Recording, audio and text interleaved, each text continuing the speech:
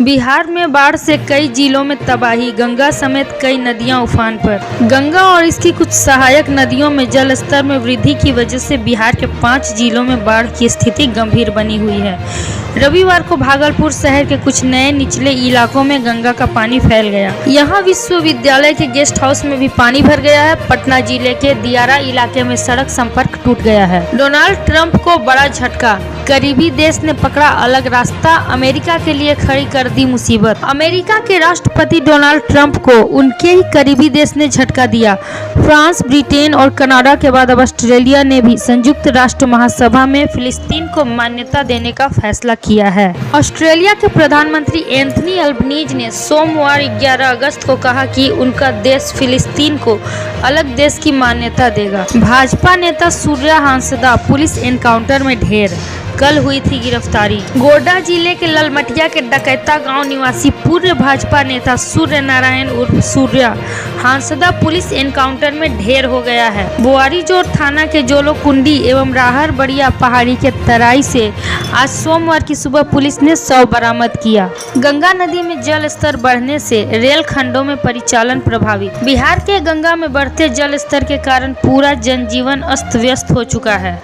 वहीं जमालपुर, भागलपुर रेलखंड पर असर पड़ा। रेलवे ने गंगा के तेज बहाव वाले इलाकों में ट्रेनों की रफ्तार घटा दी है। अमेरिका से पाकिस्तान ने दी परमाणु धमकी। असीम मुनीर के न्यूक्लियर ब्लैकमेल पर भारत ने दिखा दिया आईना। पाकिस्तान के सेना प्रमुख जनरल असीम मुनीर इन दिनों अमेरिका के दौरे पर हैं और वहीं से उन्होंने भारत को लेकर एक ऐसा बयान दिया जिसने अंतर्राष्ट्रीय स्तर पर चिंता बढ़ा दी। मुनीर ने कहा कि यदि पाकिस्तान को भारत से अस्तित्व का खतरा हुआ तो वह आधी दुनिया को अपने साथ ले डूबेगा। यह पहला मौका है जब किसी तीसरे देश से भारत को लेकर इतनी खुली परमाणु धमकी दी गई हो। टापू बन गए पटना में दियारा इलाके की कई पंचायतें, घर और खेत में भी 4 फुट तक बह रहा पानी। पटना में गंगा उफनाई हुई है। पिछले कुछ दिनों तक गंगा का पानी तेजी से बढ़ा जिससे कई इलाके डूब गए। पटना के बिंद टोली समेत दानापुर के दियारा इलाके में पानी घुसा और सैकड़ों लोगों के घर जलमग्न हो गए।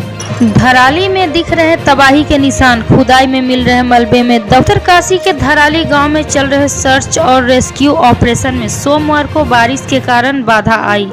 रेस्क्यू टीम आज भी किसी लापता की बरामदगी नहीं कर सकी। फ्लैश फ्लड के साथ आए मलबे ने 50 फीट ऊंचे स्ट्रक्चर को भी अपनी जेद में ले लिया। धराली में रेस्क्यू टीमें लगातार मलबा हटाने में जुटी है। खुदाई के बाद तबाही की डरावनी तस्वीरें सामने आ रही है। 20 लाख मुसलमानों के यहाँ ले जाएगा इजरायल। नेतन्याहू ने गाजा पर पूरे कब्जे के प्लान का किया खुलासा। डिटेल सुन, ट्रंप भी रह गए दंग। गाजा में इजरायल के हमले कम होने का नाम नहीं ले रहे हैं। गाजा के लोग अब हमले के साथ साथ भूख के भी शिकार हो रहे हैं। इसी बीच इजरायली प्रधानमंत्री बेंजामिन नेतन्याहू ने रविवार को कहा कि इजरायल के प्लान में पूरे गाजा पट्टी पर कब्जा करना और आबादी को विस्थापित करना शामिल है।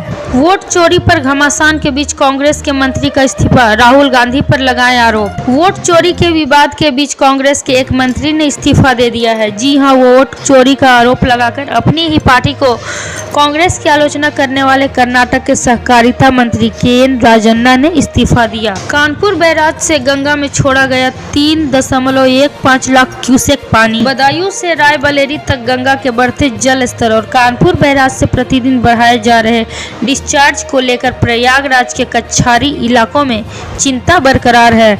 कानपुर बैराज से सोमवार सुबह 3,15,702 क्यूसेक पानी का गंगा में छोड़ा गया। चीन को सिखाया था सबक, अब अमेरिका को ठिकाने लगाने की तैयारी। सामने आया भारत का हथियार। अमेरिका के राष्ट्रपति डोनाल्ड ट्रंप द्वारा भारत के सामानों पर 50% टैक्स लगाने के फैसले के बाद देश में अमेरिकी ब्रांड्स के खिलाफ गुस्सा और नाराजगी जताई है। वह देश जिसने पहले चीन को उसकी चालें समझाने की हिम्मत दिखाई थी, अब उसी भारत ने अमेरिका को जवाब देने की तैयारी शुरू कर दी है।